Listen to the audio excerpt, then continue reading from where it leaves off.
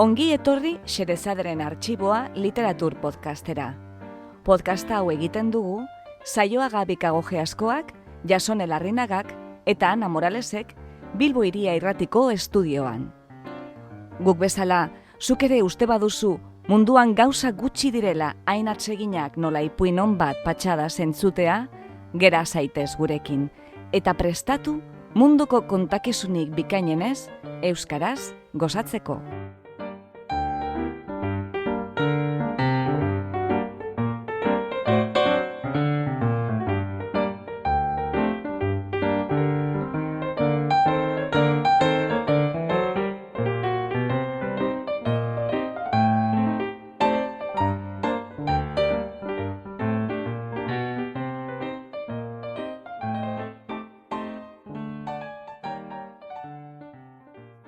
Gaur, Xerezaderen Artxiboan, ez da erraza gizonon bat aurkitzea.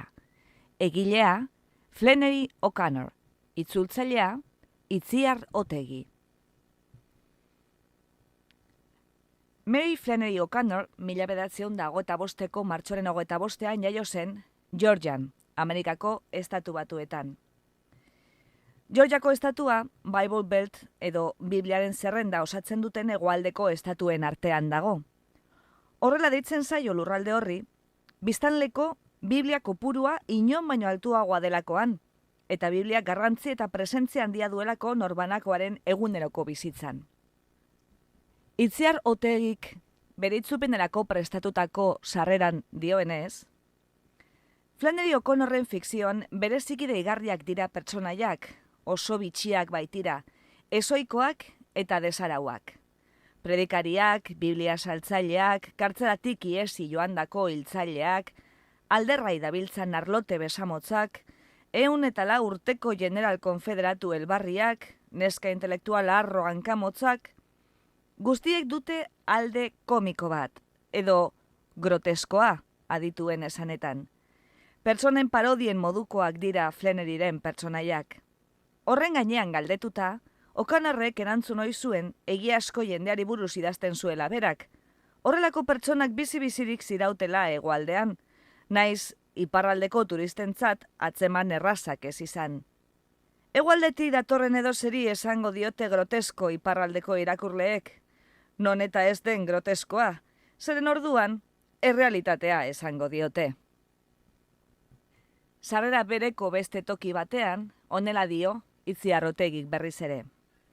Galdetzen ziotenean, zergatik uste zuen Flannery O'Connorrek hainbeste idazle on zegoela Amerikako estatu batuetako hegoaldean, William Faulkner, Caroline Gordon, Tennessee Williams, Catherine Ann Porter, Allen Tate, Thomas Wolfe, eta bar, Flannery O'Connorrek honakoa erantzun ohi zuen.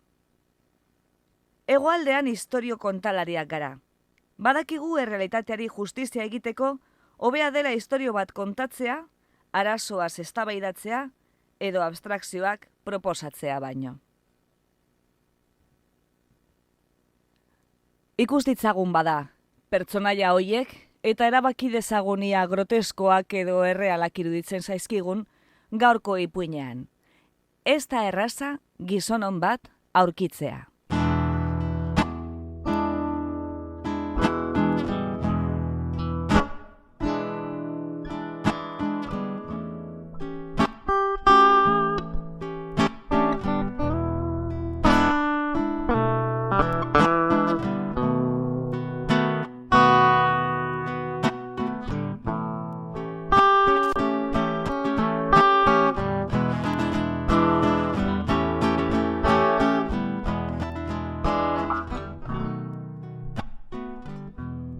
Ça s'est passé un mois de mai.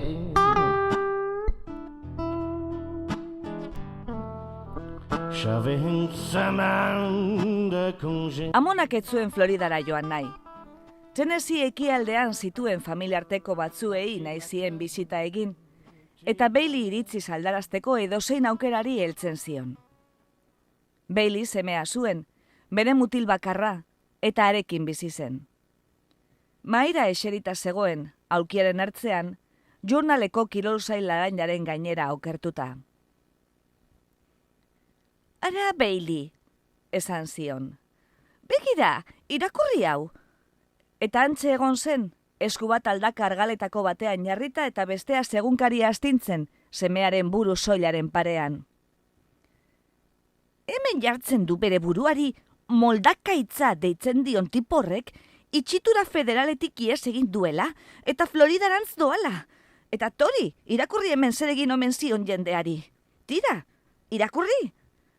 Enituzken nire umeak inorako norabidean jarriko alako kriminal bat arantz balijoa.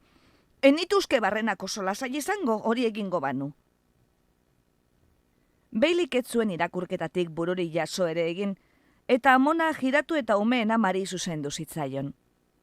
Umeen amak, soinean praka lasaiak zituen emakume gazteak, asaburu bat bezain zabala eta xaloa zuen aurpegia, eta buruzapi berde batez bilduta zeukan, goian bi mutur utzita, untxi belarriak balira bezala.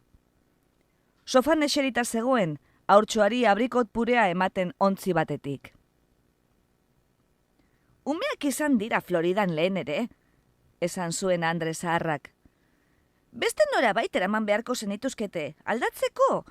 Munduko beste bazter batzuk ikusi eta pertsona irekiak izan daitezen. Tenesi ekialdean ez dira inoiz egon. Etzirudien umeen amak deus entzun zuenik, baina John Weasleyk, 8 urteko mutiko sendokote eta betaurreko dunak, esan zuen. Espaduzu Floridara joan nahi zergatik ez zara etxean gelditzen. Bera eta neska txikia, June Star, egunkariko komikiak irakurtzen ari ziren, lurrean etzan da.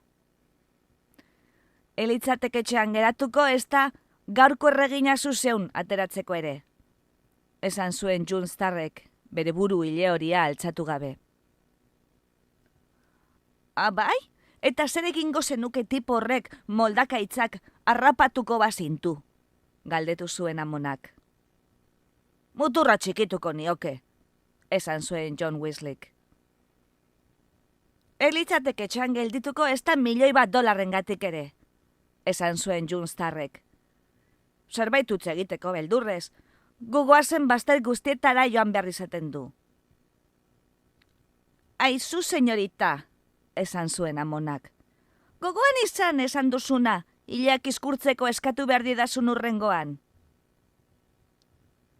June Starrek erantzun zion bere zeukala berak hileak izkurra. Biharamun goizean, amona zen lehena autoan esertzen, abiatzeko prest.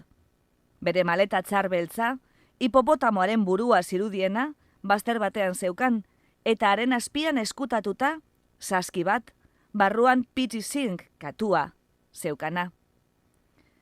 Ez zuen 3 egunez katua etxean bakarrik usteko asmorik, gaixoak bere falta handiegia sumatuko baitzuen, eta gainera beldur zen gorputza gas erregailuaren kontra igurtzi eta istripuz asfixiatuko ote zen. Semeak, Baileyk, ez zuen atsegin moteletara katu batekin joatea. Amona atzeko eserlekuaren erdian zegoen eserita, John Weasley eta June Star alde banatan zituela. Bailey eta umeen ama eta haurtxoa aurrealdean eseri ziren, eta 8 eta 45 zirenean abiatu ziren alandatik. Autoaren kontagailuak 55.800 eta 80 markatzen zuela. Amonak idatziz jaso zuen zenbaki hori, itzultzen zirenean zenbat mila egin zituzten esatea, interesgarria izango zelakoan. 20 minutu behar izan zituzten hiritik irteteko. Andre zaharra eroso egoteko moduan jarri zen autoan, kotoi zurizko eskularruak erantzi eta, diru zorroarekin batera, atzeko leioaren apalean utzi zituen. Umeen amak artean ere praka lasaiak zituen soinean, eta burua sapi berde batean bilduta. Amonak ordea, lastozko kapela urdin iluna zeukan jantzita, hegalean bioleta zurizko sorta bat zuena, eta tanta zuriko soineko urdin iluna. Soinekoaren lepoa eta eskumuturrak organdi zurizkoak ziren, laso zapainduak, eta paparrean oialesko bioleta sorta more bat zeukan, barruan lurrin poltsatxo batekin. Istripua izan ezkero, autobidean hilda ikusiko lukeen edonok, bere alantzemango zion dama bat zela.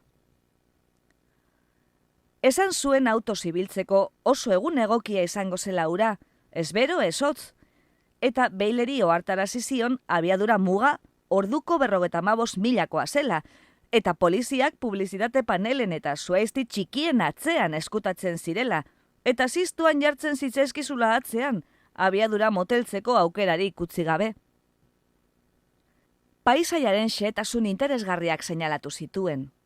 Stone Mountain, zenbait lekutan autobidearen bi aldeetan gora altxatzen zen granito urdina, buztingorrizko eremu biziak, hanemenka more zipristinduak, eta mota askotako laboreak, lurrean parpaila berdezko errenkadak eratzen zituztenak. Zuaitzak eguzki argi zilarreztatuak zeuden goitik bera, eta kaskarrenek ere distira egiten zuten. Umeak komikiak irakurtzen ari ziren, eta ama berriz ere loak hartua zuen. Guazen Georgia lehenbailen atzean ustera zenbat eta gutxiago ikusita, hobe, esan zuen John Wesleyk. Ni mutiko txikia banintz, esan zuen amonak. Nuke horrela hitz egingo nire sortzeko estatuaz? Tenezik mendiak dauzka, eta Georgiak berriz, muinoak? Tenezik kaikuz betetako sakartegi bat besterik ez da, esan zuen John Wesleyk. Eta Georgia ere, estatu naskagarria. Bai horixe, esan zuen June Starrek. Nire garaian, esan zuen amonak zain urdinezko atz finak tolestuz. Umeek errespetu handiagoa zioten beren sortzeko estatuari, eta gurasoi, eta gainerako guztiari. Jendea behar bezalakoa zen garai hartan. Ara, begira nini beltz politxorri, esan zuen, txabola baten aurrean zutik zegoen ume baltz bat seinalatuz. Esan luke ederki emango argazki batean, galdetu zuen, eta denak jiratu, eta beltz txikiari begiratu zioten atzeko leiotik. Eskuarekin agur egin zien. Galtzamotzik gabe zegoen, esan zuen June Starrek. Izan ere ez du egingo, seguru aski, azaldu zuen amonak. Lanaldeko negro txikiek ez dute guk hainbeste gauza. Pintatzen jakingo banu, irudi horixe pintatuko nuke, esan zuen. Umeek komikiak trukatu zituzten. Amonak esan zuen pixka batez haurtxoa aukiko zuela, eta umeen amak aurreko eserlekuaren gainetik pasatu zion. Amonak pelaun gainean hartu, eta arre mandoka ibili zuen, eta bidean pasatzen zituzten gauzen gaineko kontuak esan zizkion. Begiak gora bildu zituen, Espainiak bihurritu, eta aurpegi mehar zimurtua haurtxoaren azal leun eta guriaren kontra estutu zuen. Noiz behinka, haurtxoak irribarre lauso bat egiten zion. Kotoi zoro zabal bat igaro zuten, erdian ezi batez inguratutako bospasei hilobi zituena, irla txiki baten modura. Begira hilerri horri, esan zuen amonak, kanporan seinalatuz. Hori izango zen etxekoei lur emateko lekua, plantazioaren parte izango zen. Eta non dago plantazioa? Galdetu zuen John Wesleyk. Aizeak eramana, erantzun zuen amonak.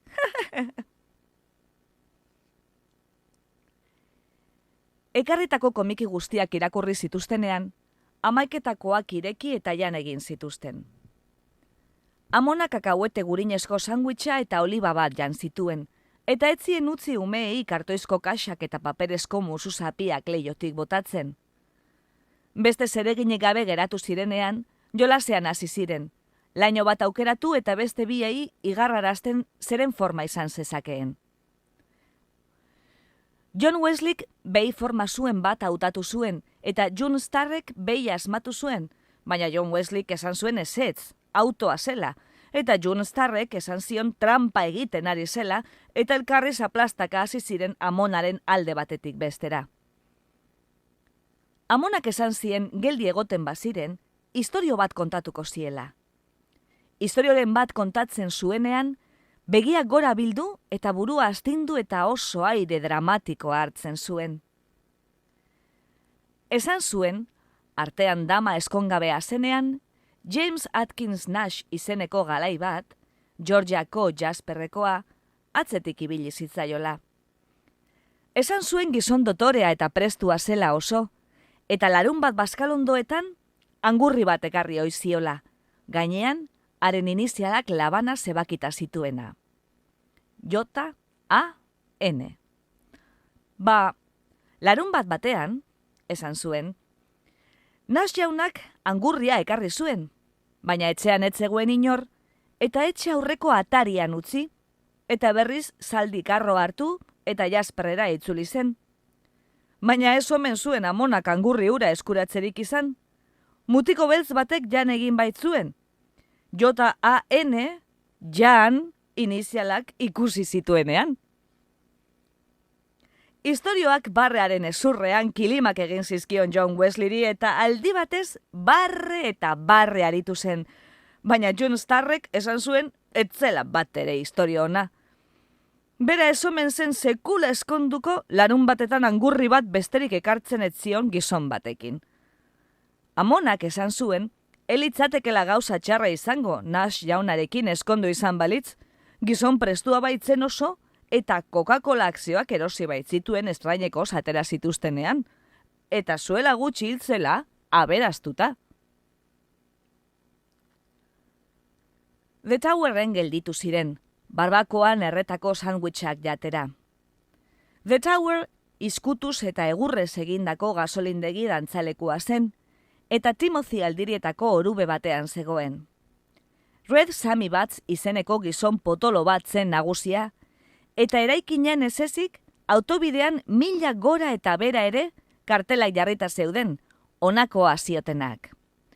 Dastatu Red Sammyren barbakoa famatua, Red Sammyrenak bezalakorik inonez, Red Sam, barre alaiko mutil gizena, veteranoa, Red Sammy, bilazabiltzan gizona.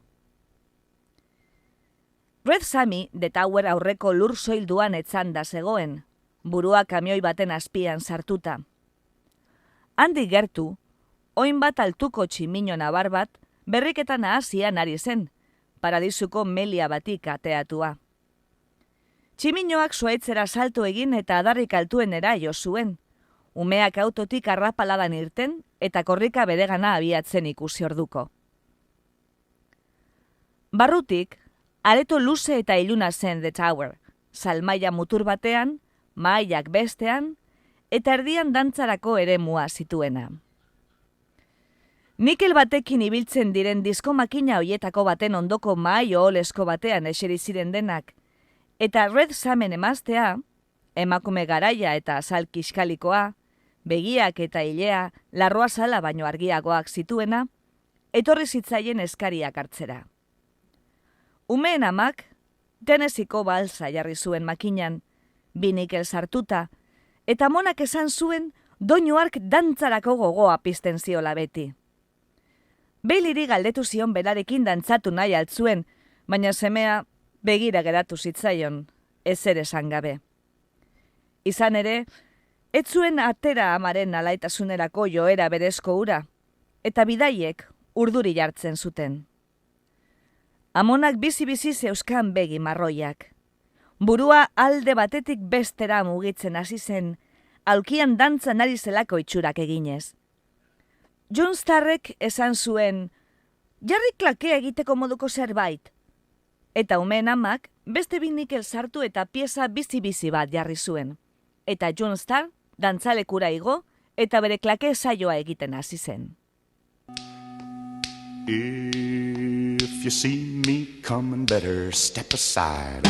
A lot of men didn't, a lot of men died.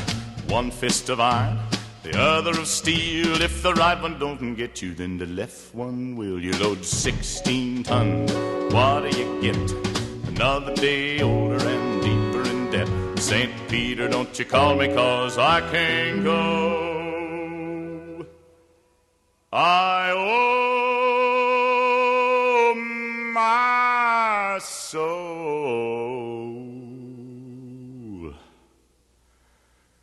to the company store.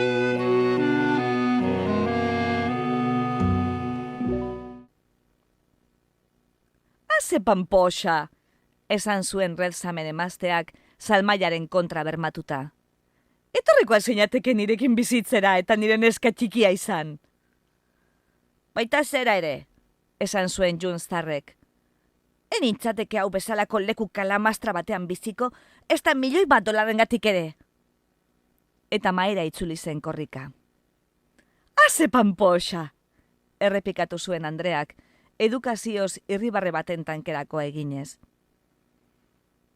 Ez altzara lotxatzen, esan zion amonak neskari, ahopean herrieta eginez. Red Sam sartu zen, eta emazteari esan zion, usteko salmaian denbora galtzen ibiltzeari eta mugitzeko askar jendearen eskaerarekin. Kaki koloreko prakak nekez iristen zitzaizkion aldaka ezurretaraino, eta sabela praken gainetik erortzen zitzaion, alkandorapean balantzaka janari zaku bat baleuka bezala. Gerturatu eta inguruko mahai batean eserita, asperenaren eta tirolesaren antzeko zerbait bota zuen. Eskaude irabazteko, esan zuen. Eskaude irabazteko. Eta mukizapi gris batekin aurpegi gorri zerditua zikatu zuen. Gaurko egunean batek ez dakin norekin fiatu, esan zuen. Ez aldaigia? Oraingo jendea ez da atsegina lehen bezala inolaz ere, esan zuen amonak. Lehengo astean bitipo etorri ziren, esan zuen Red Samik. Chrysler batean. Auto zarra eta mailatua zen, baina ona hala ere, eta mutilak ere egukiak iruditu zitzezkedan niri. Fabrikan lan egiten zutela esan zidaten, eta badakizue, erosi zuten erragaia hango kontura jartzen utzi niela, zergatik egin ote nuen hori. Gizon hona zarelako, esan zuen amonak instantean. Hala izango da, bai? Esan zuen Red Samek, erantzun horrek harrituta utzi balu bezala. Emazteak eskatutakoak ekarri zituen, 5 platerak batera eta erretilurik gabe, eskubanatan 2 eta 5. besoaren gainean orekan eutsita. Jainkoaren mundu berde honetan ez dago arima bakar bat ere konfiantza izatea merezi duenik, esan zuen emazteak. Eta ez dut esandakotik inor kanpoan uzten, ez da inortxo ere, errepikatu zuen Red Samiri begira. Irakurri alduzue, ies egin duen gaizkile horrena, moldakaitzarena, galdetu zuen amonak. Nintzateke batere harrituko hurrengo kolpea hemen txeioko balu, esan zuen emakumeak. Leku hau hemen dagoela ditzen badu, batere harritu hemen ikustea. Erregistratzailean zentabo batzuk daudela aditzen badu, batere harritu? Aski da, esan zuen Red Samik. Joan eta ekarri jende honen Coca-Colak. Eta emakumea falta zena ekartzera joan zen. Ez da erraza gizonon bat aurkitzea, esan zuen Red Samik. Beldurra eman behar du gauzak nola jartzen ari diren ikusteak. Gogoan ditut kanpoko atea giltzatu gabe, etxetik joan zintezken garaiak, joan ziren ederki. Amonak eta Red Samek garai hobez jardun zuten. Andre Zaharrak esan zuen bere ustez gauzak hainbeste okertzearen erru guztia, Europak zuela.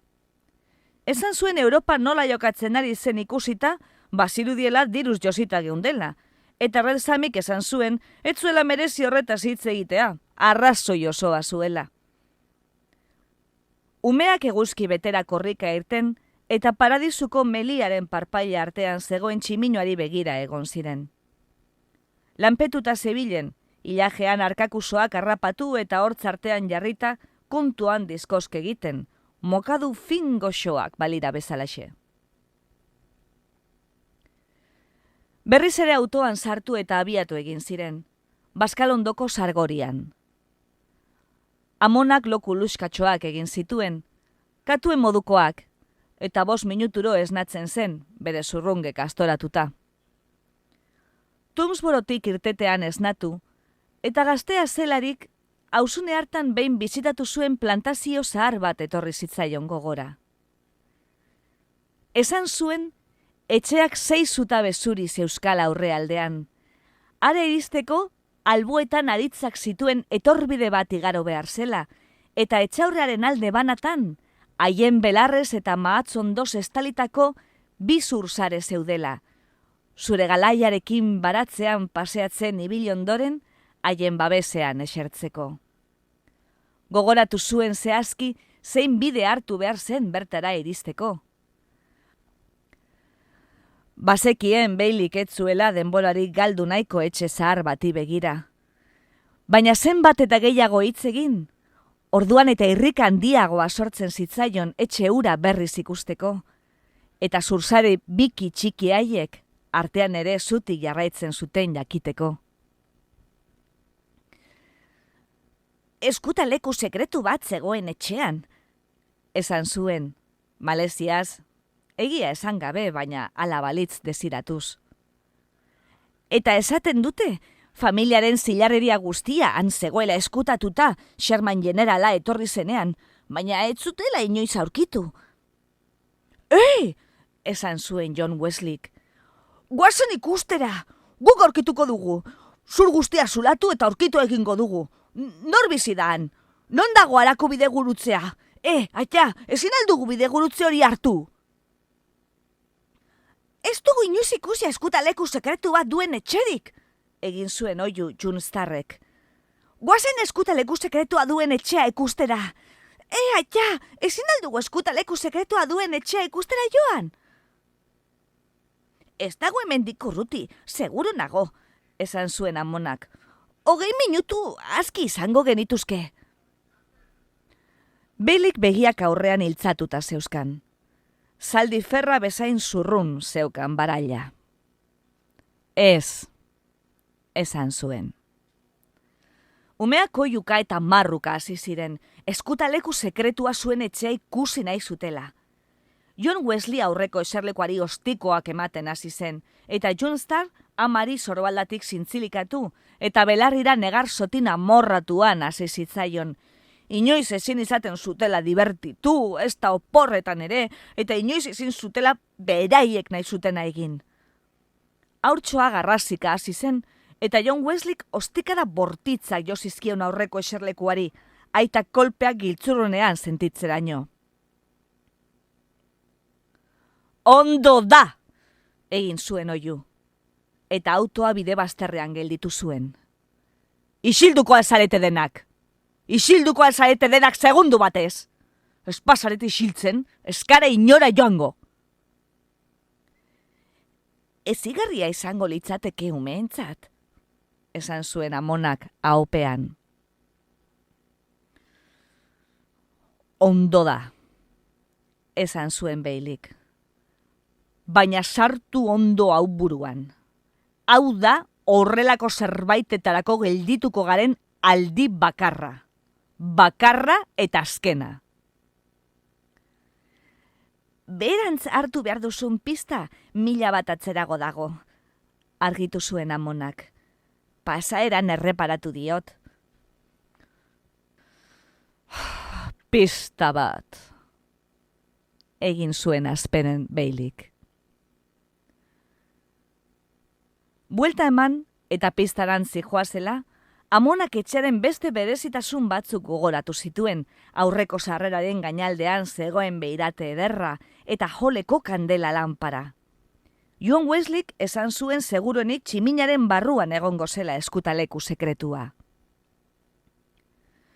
Ezin zara etxe horretan sartu, esan zuen Baileek. Ez dakizu zein bizi denan. Zuek denak etxe aurrean bertakoekin hitz egiten duzuen bitartean, ni etxe atzera joan eta leiho batetik sartuko naiz, proposatu zuen John Wesleyk. Autoan geratuko gara denak, esan zuen amak. Pista hartu zuten eta autoak hautz arrotuzko zurrunbilo arrosa baten erdian egin zuen aurrera, ziztuan. Amonak errepide asfaltaturik gabeko garaiak ekarri zituen gogora, 30.000 bidaiek egun osoa hartzen zituztenekuak. Instant batean, muino baten gainean egongo ziren, inguruan milak eta milak hartzen zituzten basoen adaburu urdinak goitik ikusten zituztela. Pista malkartsua zen, eta ezustean zuloak eta esponda arriskutzuen gainean, bihurgune itxiak topatzen zituzten. Instant batean, muino baten gainean egongo ziren, inguruan milak eta milak hartzen zituzten basoen adaburu urdinak goitik ikusten zituztela. Eta hurrengo instantean, berriz, sakonune gorriska batean egongo ziren, zuaitz hautzestatuak goitik bera zituztela. Askara saltzen alda etxe hori, esan zuen Baileek, ero bestela buelta emango du segituan. Ez da askorik falta, esan zuen Amonak, eta esan orduko burutazio izugarri bat izan zuen. Hain zen astoragarria burutazio hura, ezen aurpegiak gorritu, begiak handitu, eta oinak tupustean altxatu baizitzaizkion, eta bazterrean zegoen maleta jo. Instantean, maleta mugitu egin zen, saskia estaltzeko Amonak jarritako egunkaria marru batekin altxatu, eta pitizink katua, Baileyren sorbalda gainera igozen jauzi batez. Kolpeak autoaren erdialdera jaurti zituen umeak, eta ama atetik kanpo lurrera, haurtxoa besoetan zuela. Andre zaharra berriz aurreko eserlekura bota zuen. Autoa irauli eta bira oso bat eman ondoren, eskuineko aldea goran zuela gelditu zen. Bide bazterreko zangan. Bailey gidariaren eserlekuan jarraitzen zuen, marra arreak eta mutur zabal zuria eta sudur laranja zituen katua, artean ere lepoan atzamarrez itzatzita, beldar bat bezala. Besoak eta hankak mugizitzaketela egiaztatu orduko, umeak autotik irten ziren, nekez, "Istripua izan dugu!" garrasi eginez. Amona autoaren aurrealdean kiskurtuta zegoen, zaurituta egotea desiratuz, hartara Baileyren ira ezbaizitzaion oso osorik eta batean eroriko gainera. Istripuaren aurretik izandako burutazio izugarria zera zen. Garbi-garbi etorri zitzaiola akordura, etxe hura, etzegoela Georgian, Tennesseen baizik.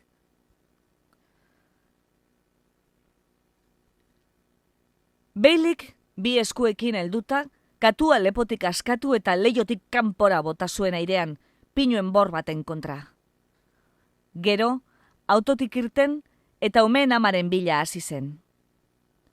Erreten gorriska baten bazterraren kontra aurkitu zuen, ulu batean zegoen haurtxoa besoetan zuela. Aurpegian, goitik berako ebaki bat eta sorbalda bat hautzita besterik ez zituen. "Istripua izan dugu!" oiukatu zuten umeek, atseginez zoratuta. "Baina inor ez da hila gertatu," esan zuen John Starrek desiluzioz, Amona autotik errenka irteten sekuzala. Artean ere kapela hilari horratzez josita zeukan Amonak, aurretik egala utzia, angelu airoso batean altxatua, baina Violeta sorta bazter batetik zintzilika. Erretenean eseri ziren denak, umeak izan ezik, xoketik oneratzeko. Dardaraka zeuden denak. "Agian autoren bat igaroko da," esan zuen amak, ahots sakarrez. "Uste dut organoren bat zaurituta dudala," esan zuen Amonak, saietz bat estutuz, baina inok ez zion erantzun. Baileyri hortzek karraska egiten zioten. Alkandora sport hori bat zeukan soinean, papagai urdin bizi-biziak zituena, eta aurpegia alkandora bezain hori zeukan. Amonak erabaki zuen, ez zuela aipatuko etxe hura Tennesseen zegoenik. Bidea 10 bat oingorago zegoen, eta haren atzean zuaitzen gainak baino ez zituzten ikusten. Eserita zeudeneko erretenaren atzetik ere basoa altxatzen zen, ilun eta sakon. Handik minutu gutxira, auto bat ikusi zuten muino baten gainean, astiro hurbiltzen, barrukoak zelatan balituzte bezala. Amona zutitu eta bi besoak astintzen hasi zen nabarmen, auto barrukoen arreta bereganatzeko. Autoak hurbiltzen jarraitu zuen, astiro. Bihurgune batean desagertu eta atzera berriz agertu zen, are astiroago hurbilduz, irauli zireneko muinoaren gainetik. Auto beltz handi mailatu bat zen, hil autoen tankerakoa. 3 gizon zeuden barruan. Parean gelditu eta, minutu batzuez, gidaria haiek eserita zeuden aldera begira egon zen, espresiorik gabeko aurpegiaz, eta ez zuen hitzik esan. Gero burua jiratu, beste biei zerbait esan, eta hauek autotik irten ziren. Bat mutil gizena zen, eta izerditako gorri bat, aurrealdean zilar koloreko garaino bat estanpatua zeukana, eta galtza beltzak zituen jantzita. Taldearen eskuinaldean jarri, eta begira geratu zitzaien, ahoa erdirekia, izek asko irribarre koloka bat eginez. Besteak galtzakakiak eta jaka ordein marraduna zituen soinean, eta kapela gris bat buruan oso behera sartua, ia aurpegi osoa eskutatzen ziola. Taldearen eskerraldean jarri zen, astiro mugituz. Inok ez zuen ezer esan. Gidaria irten, eta autoaren ondoan zutik geratu zen, taldeari goitik begira. Beste biak baino zaharragoa zen. Ilea urdintzen hasia zuen, eta zilar koloreko betaurrekoak zituen, jakintzu itxura ematen ziotenak. Aurpegi zimur luzea zuen, eta gerriz goitik biluzik zegoen. Berarentzat estuegiak ziren galtza bakeroak zeuzkan soinean, eta kapela eta pistola zeramatzan aldean. Bi mutilek ere, pistolak zeuzkaten. "Istripua izan dugu!" egin zuten oio umeek. Amonak, gizon betaurreko dunura, ezaguna zuelako irudipen bitxia izan zuen.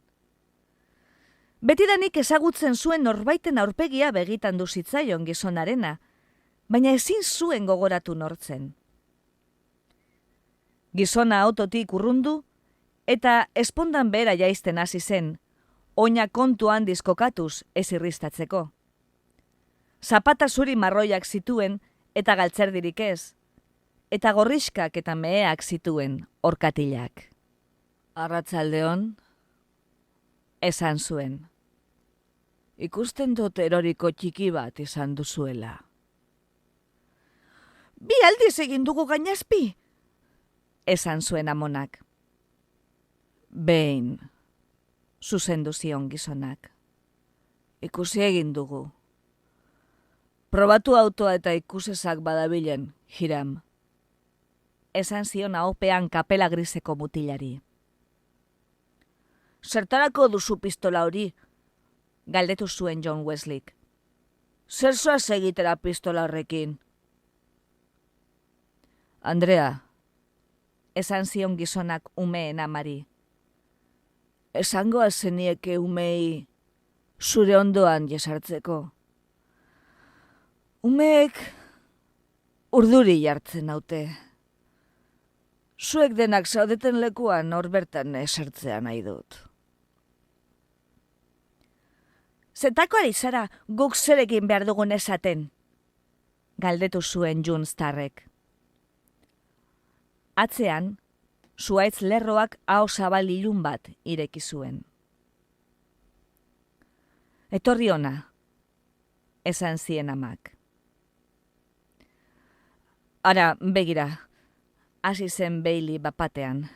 "Estualdi batean gaude. Gu..." Amonak txilio bat egin zuen. Neke zutitu eta gizonari begira gelditu zen. Zu moldakaitza zara!" esan zuen. segituan ezagutu zaitut. Bai, Andrea. Esan zuen gizonak, irribarre txiki bat eginez, ezagutua izateak bere borondataren aurka atsegin emango balio bezala. Baina zuek denek, hobe izango zenuten, espaninduzu ezagutu. Beilik burua sakar giratu eta amari zerbait esan zion, umeak ere asaldatu zituena. Andre zaharra negarrez hasi zen, eta moldakaitza gorritu egin zen. Tira, Andrea, esan zuen. ez zaitez tristatu. Batzuetan gizonak nahi ez dituen gauzak esaten ditu. Ez dut uste naita esan dizunik hori. Etzenioke dama bati tiro egingo, ez da? Esan zuen amonak, eta eskumuturretik mususapi bat atera, eta malkoak zikatzen hasi zen. Moldakaitzak zapataren muturra lurrean pixka bat sartu, eta zulotxo bat egin zuen, eta ondoren berriz estali. Amorrua emango lidake hori egin behar izateak. Esan zuen. Entzun. Amonak. Entzun! Amonak ia oio eginez. Badakit gizon ona zarela, ez duzu ematen bat ere odola arruntekoa, ziur nago zure aurrekoak jende ona zirela. Bai, Andrea, esan zuen gizonak. ez zegoen jente finagorik munduan. Irribarre egin zuenean, hort zuri eta sendozko errenkada batera kutsi zuen. Jainkoak ez du sekula nire ama baino emakume finagorik sortu. Eta aitak urregorrizko bihotza zuen. Esan zuen. Izerditako gorriko mutila, atzean jarria zitzaien eta zutik zegoen, pistola aldakaren parean zuela. Moldakaitza pikotxean jarri zen. Zaindu itzakumeak, Bobili. Esan zuen. Badakik, urduri jartzen naitek. Elkarren ondoan estututa bere aurrean zituen zeiei begiratu, eta une batez lotxatuta zegoela irudi zuen. Zer esan espaleki bezala. Ez dago lainorik zeruan.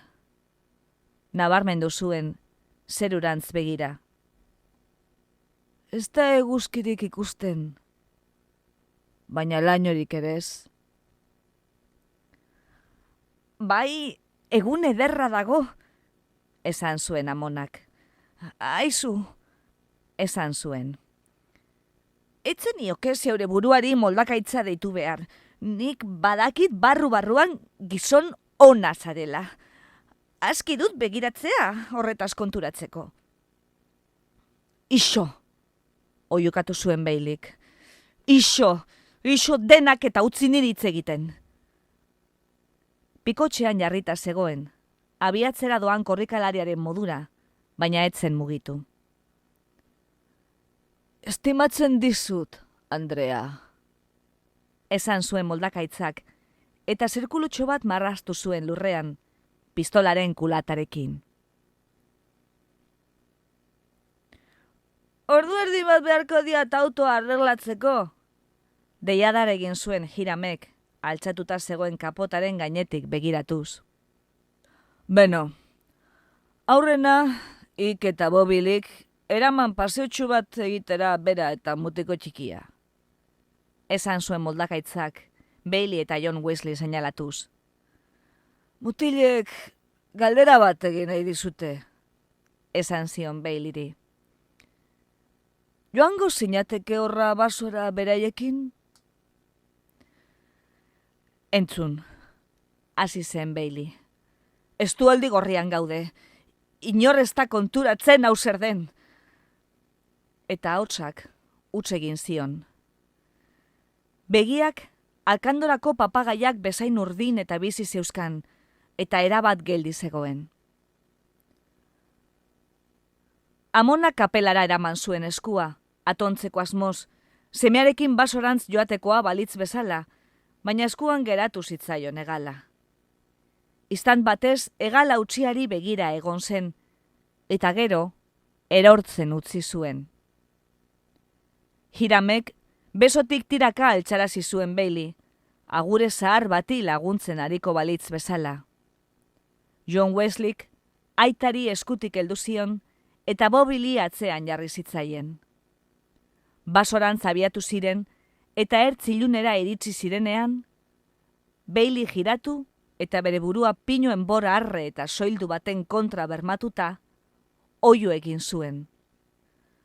Segituan itzuliko naiz, ama, itxaron! Itzuli oraintxe bertan! Egin zuen garrasi amak, baina basoan desagertu ziren hirurak. Bailey txiki! Hots egin zuen Amonak, ahots tragikoz, baina konturatu zen moldakaitzari begira zegoela, bere aurrean pikotxean jarrita zegoen lekura. Nik badakit zu gizon ona zarela, esan zuen, desesperatuta.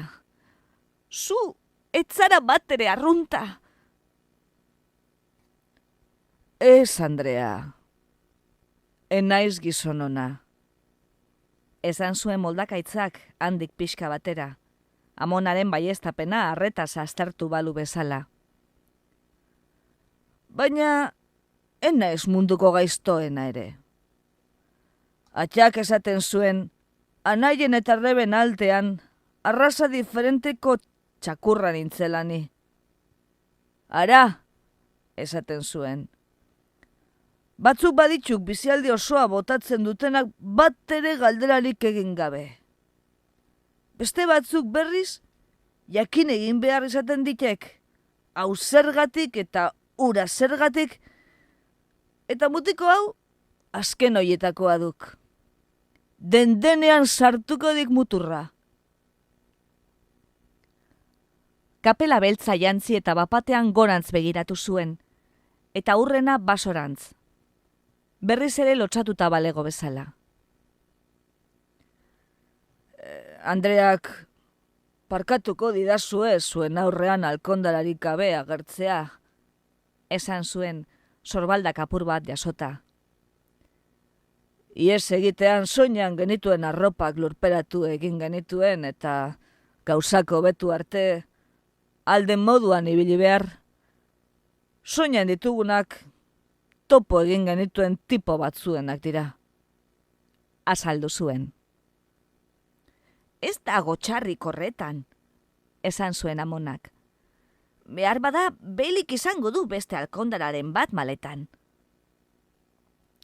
Gero bilatuko dut, esan zuen moldakaitzak.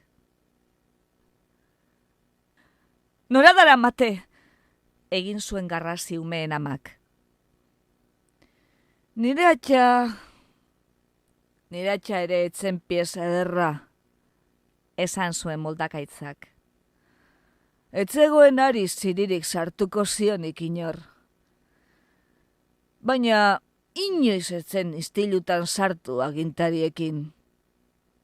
Bazuen haiek tratatzeko abildadea. Zu ere gizon zintzoa izan zintezke, saiatu utzarekin, esan zuen Amonak. Pentsaz ez oragarri esango litzateken, nonbait finkatu eta bizialdi eroso bat botatzea, une oro atzetik baten bat ote duzun kezkatu beharrik gabe. Moldakaitzak pistolaren kulataz lurrean arrastoak egiten jarraitzen zuen, entzundakoa hausnartzen ariko balitz bezala. Bai, Andrea, hala da, beti dabil baten bat zure atzetik, murmurikatu zuen. Amonak gizonaren sorbalda ezur argalei erreparatu zien kapelaren atzealdean, zutik zegoen lekutik behera begiratzen ziola. Errezatzen alduzu inoiz, galdetu zion. Gizonak burua astindu zuen. Amonak kapela beltza baino ez zuen ikusi, sorbalda ezurren artean harin mugitzen. Ez, Andrea, esan zuen. Tiro hotz bat entzun zen basoan. Eta handik gutxira, beste bat. Gero, isiltasuna.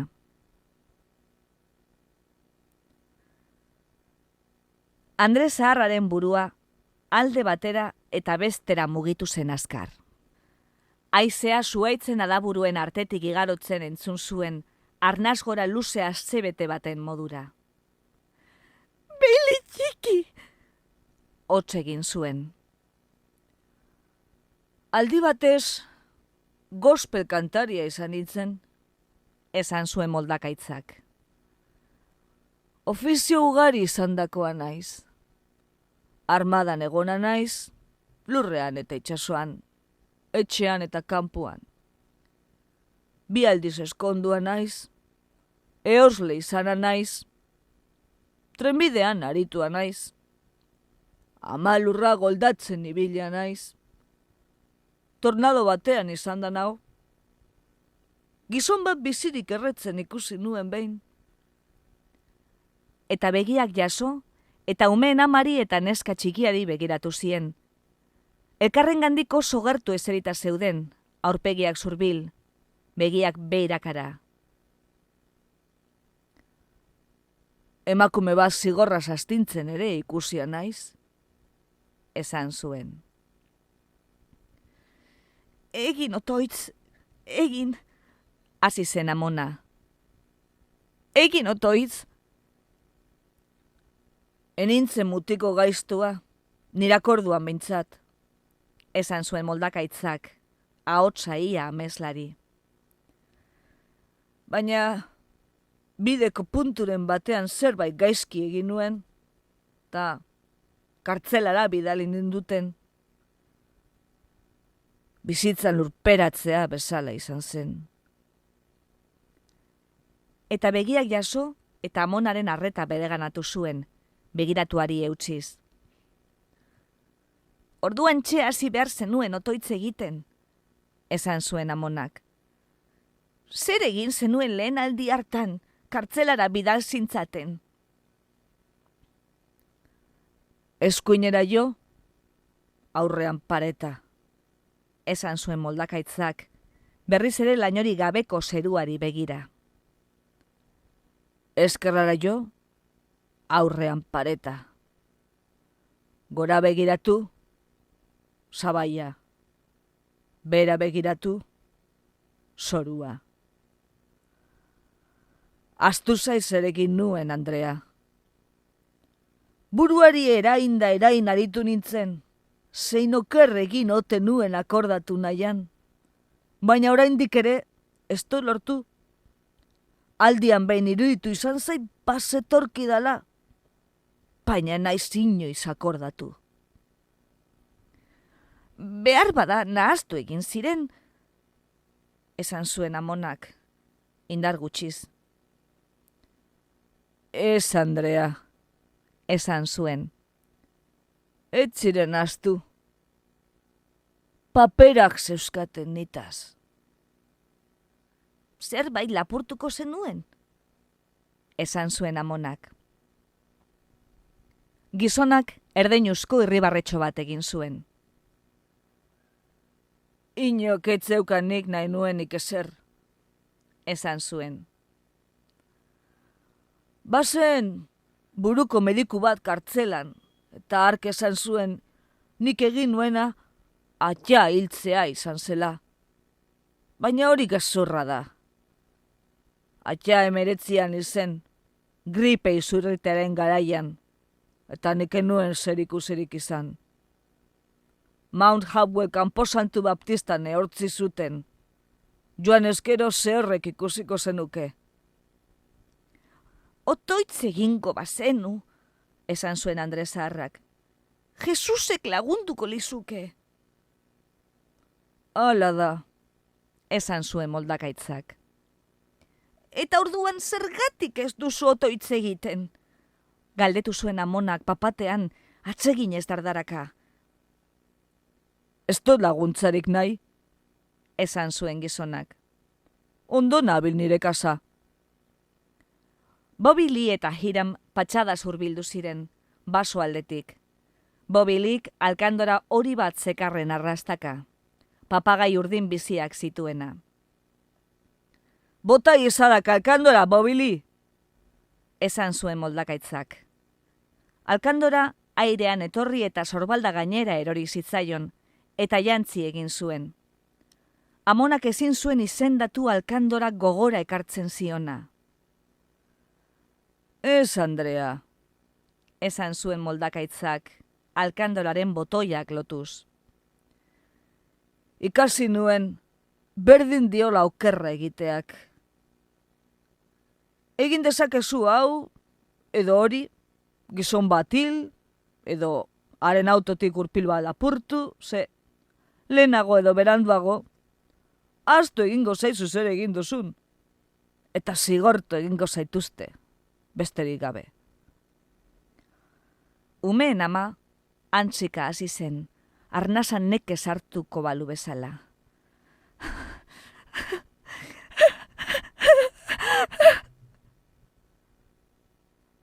Andrea, zuzendu zitzaio moldakaitza.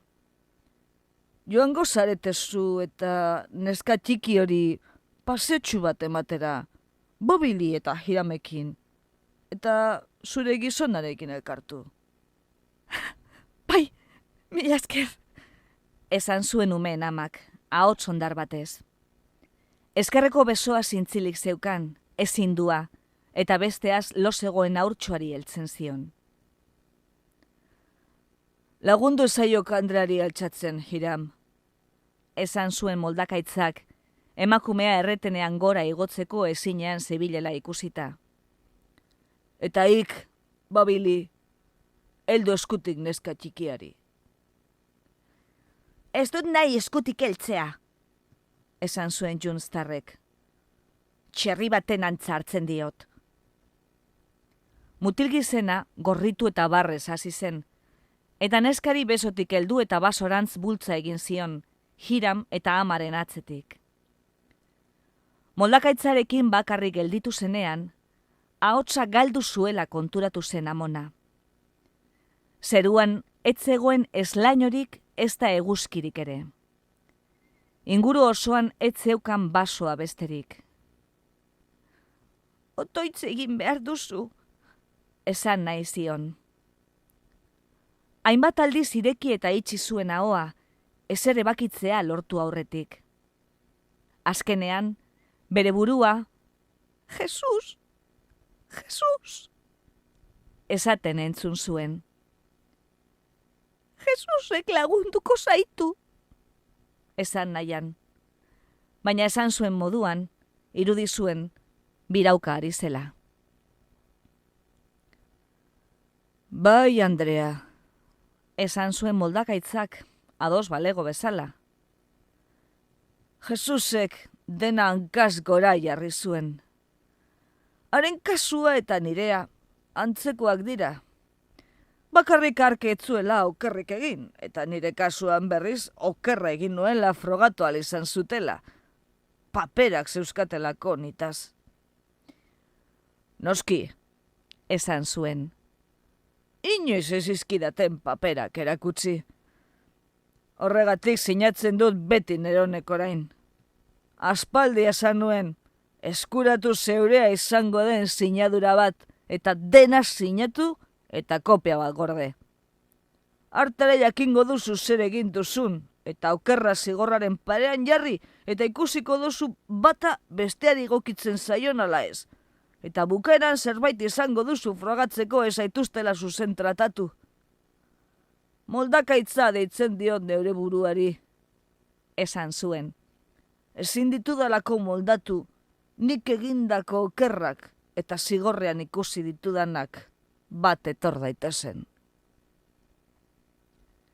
Basoaldetik garrasi zarkor bat entzun zen, eta segidan tiro hotz bat.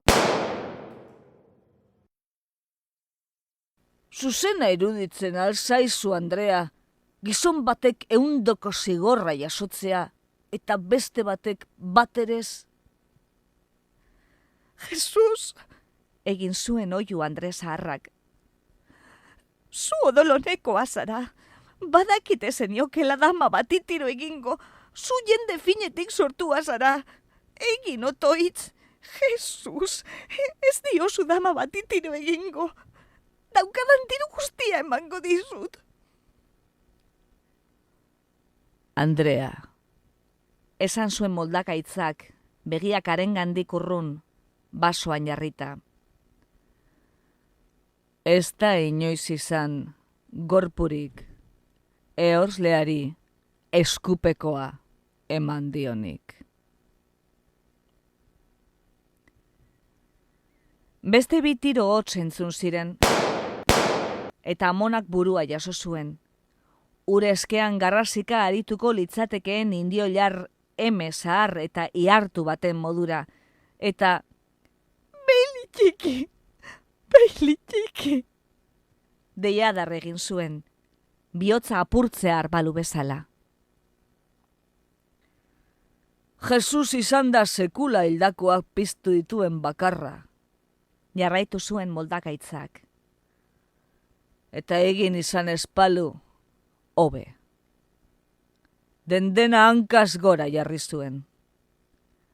Esanak zituenak egin bazituen, dena bertan bera utzi eta ari jarraitzea besterik ez dago. Eta espazituen egin, orduan geratzen zaizkigun minutu apurrak osatzea besterik ez dago. Alduzun ondoen, baten bat akabatuta, edo etxe bat erreta, edo beste okerren bat eginda. Ez dago txarkeria beste plazerrik. Esan zuen, ahotsa ia marru bihurtuta. Behar bada, ez zituen hildakoak piztu. Murmurikatu zuen Andre zaharrak zer esaten zuen jakin gabe, ondo ezakain jota ezen erretenean erortzen utzi baitzuen bere burua, zangoak azpian bihurrituta. Enengoanan eta ezin dut esan egin etzuenik, esan zuen moldakaitzak. Nahi nuke, han izan banintz, esan zuen, eta lurra ukabilaz jo zuen. Ez da bidezkoa ni han ez izatea, ze han izan banintz, orain jakingo nuke. Aitzen, Andrea, esan zion ahots zorrotzez. Han izan banintz, orain jakingo nuke, eta nintzateke naizen bezalakoa izango. Ahotsa apurtzeko zorian zuela irudi zuen, eta amonaren burua argitu egin zen istant batez. Gizonaren aurpegia ikusi zuen beraren gandik hurbil, negarrez hastear balego bezala mudatuta, eta murmurio batean esan zion. Nire umetako bat zarata. Nire umeen arteko azarazu. Besoa luzatu eta sorbalda ukitu zion. Moldakaitzak salto egin zuen atzera, suge bateko oska egin balio bezala, eta 3 tiro egin zizkion bularraren erdian. Gero pistola lurrean utzi, betaurrekoak kendu, eta haiek garbitzen hasi zen.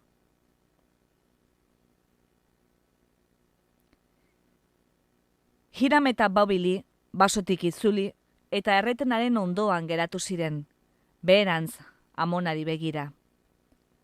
Erdi eserita, erdi etzanda zegoen, odol putzu baten erdian, zangoak azpian gurutzatuta umeen modura, eta aurpegia oderik gabeko zerura zuzendua, irribarrez. Betaurrekorik gabe, moldakaitzaren begiak gorrituak eta kolorgeak eta babesgabeak ageri ziren. Hartu eta bota besteak bota dituzuen lekura. Esan zuen, zangoaren kontra marruskatzen ari zitzaion katua eskuetan hartuz. Merritzu ederra, ala jaina, esan zuen Bobilik, erretenean behera irristatuz, kantutxu bat ahopean. Emakume ona izango zen, esan zuen moldakaitzak.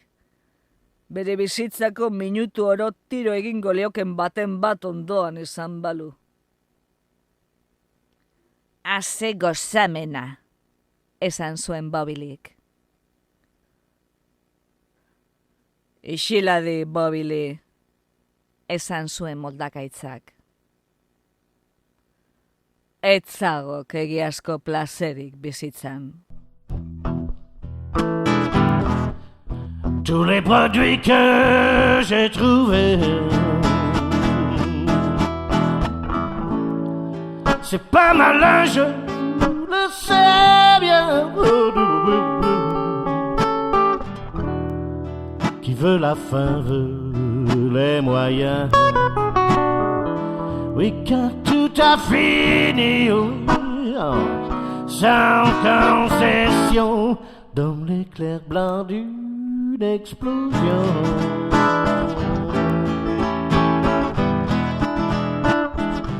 Aïe! Oh, j'ai le blues.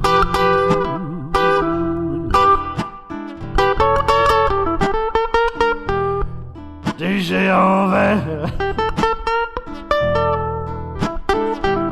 Miaou, miaou, miaou, mon jardin. Oh, mon jardin est un vaste cratère.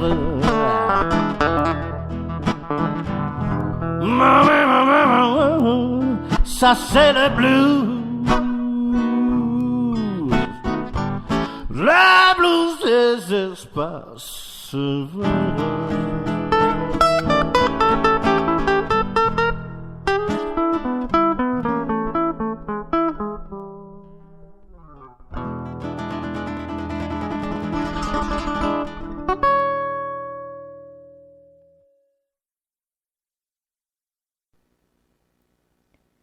Entzun duzu, ez da erreza gizonon bat aurkitzea. Egilea, Flannery O'Connor. Itzultzailea, Itziar Otegi.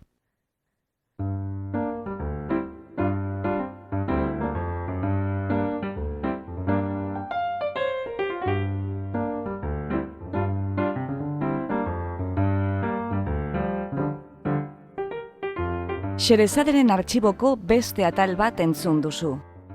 Gure doinua da Charleston Behind the Attic Door, Dance of the Winds taldearena. Efektuak Freesoundetik hartuak dira. 3 ubebikoitz.freesound.org. Podcast hau egiten dugu Saioa Gabikago Geaskoak, Jasone Larrinagak eta Ana Moralesek Bilbo Hiria Irratiko estudioan. Mila esker gurera hurbiltzeagatik. Gustora egon bazara, etorri hurrengo batean berriz ere, Xerezaderen artxiboa literatur podcastera. Laster arte!